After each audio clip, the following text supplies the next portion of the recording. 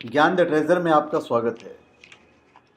और हम आपको बताएंगे कि विष्णु के पुत्रों को भगवान शिव ने क्यों मार डाला। अपनी सौम्य आकृति और रौद्र रूप दोनों के लिए विख्यात भगवान शिव ने समय समय पर कई अवतारों की प्राप्ति की थी। पुराणों में भगवान शिव के कई अवतार विख्यात हैं, लेकिन उनमें से कुछ ऐसे अवतार हैं जिन्हें हम प्रमुख रूप से याद करते हैं। इन्हीं प्रमुख अवतारों में से दो हैं, एक महेश और एक वृषभ। शिव के इन दो अवतारों को जानने के बाद उनकी महिमा हमारी सोच से बहुत आगे बढ़ जाती है। तो चलिए हम आपको संक्षेप में बताते हैं। एक तो है शिव का महेश अवतार। शिव के नगरी में उनकी पत्नी माता पार्वती के एक द्वारपाल ने, जिनका नाम भैरव था, उस समय उन्हें माता पार्वती के प्रति आकर्षण हो गया था, जिस कारणवश एक दिन उन्हें माता पार्वती के महल से बाहर जाने पर प्रतिबंध लगा दिया।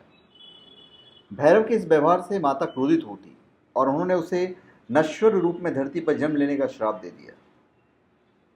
धरती पर भैरव ने बैताल का रूप में जन्म लिया और श्राप से मुक्त होने के लिए भगवान शिव के अवतार महेश और माता पार्वती के अवतार गिरिजा की तपस्या की। अभी शिव वृषभ अवतार के बारे में बताएंगे। शिव का यह अवतार एक अत्यंत महत्वपूर्ण कार्य को पूर्ण करने के लिए लिया गया था। वृषभ एक बैल था जिसने देवताओं को भगवान विष्णु के क्रूर पुत्रों के अत्याचारों से मुक्त करवाने के लिए पाताल लोक में जाकर उन्हें मारा था। लेकिन एक देवता के पुत्रों को क्यों मारा था भगवान शिव ने? मुद्दे की बात यह है, समुद्र मंथन के पश्चात उसमें से कई वस्तुएं प्रकट हुई थी, जैसे कि हीरे, चंद्रमा, लक्ष्मी, विष, ऊंचे श्रवा घोड़ा, ऐरावत, हाथी, अमृत से भरा हुआ पात्र और अन्य वस्तुएं। समुद्र से निकले उस अमृत पात्र के लिए देवताओं और दानवों के बीच भयंकर युद्ध हुआ था और अंत में वह पात्र दानवों के ही वश में आ गया। इसके पश्चात उस पात्र को पाने के लिए देवताओं ने भगवान विष्णु की मदद ली। शिव की देव प्रेरणा की मदद से विष्णु ने अत्यंत सुंदरी के रूप मोहिनी को धारण किया और दानवों के समक्ष प्रकट हुए। अपनी सुंदरता के छल से दानवों को विचलित करने में सफल हुए और अंत में उन्हें उस अमृत का पात्र पा लिया। दानवों की नजर से अमृत पात्र को बचाने के लिए भगवान विष्णु ने अपने मायाजाल से ढेर सारी अप्सराओं की सृजना की। जब दानवों ने इन अप्सराओं को देखा तो उनसे आकर्षित हो वो उन्हें जबरदस्ती अपने अपने निवास पाताल में ले गए।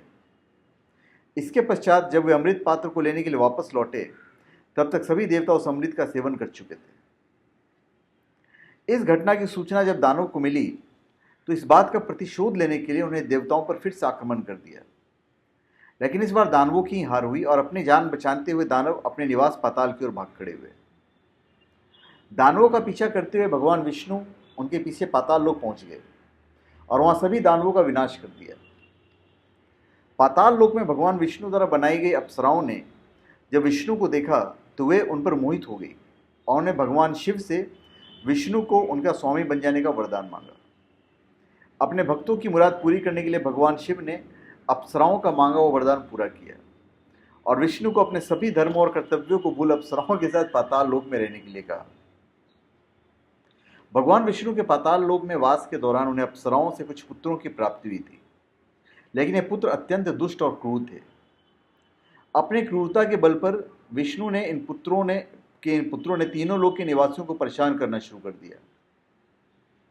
उनके अत्याचार से परेशान होकर सभी देवतागण भगवान शिव के समक्ष प्रस्तुत हुए और उनसे विष्णु के पुत्रों को मारकर उस समस्या से मुक्त करवाने की प्रार्थना की। अभी देवताओं की परेशानी को दूर करने के लिए भगवान शिव एक बैल यानी वृषभ के रूप में पाताल लोक पहुंच गए और वहां जाकर भगवान विष्णु के सभी पुत्रों को मार डाला।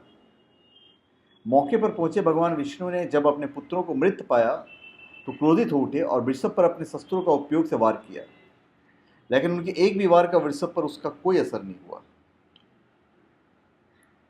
वृषभ भगवान शिव का ही एक रूप था और कहा जाता है कि शिव व विष्णु शंकर नारायण का रूप थे। इसलिए युद्ध चलने के कई वर्षों के पश्चात भी दोनों में से किसी को भी किसी प्रकार की हानि न हुई और अंत में जिन अप्सराओं ने विष्णु को अपने वरदान में बांध रखा था उन्होंने भी विष्णु को उस वरदान से मुक्त कर दिया।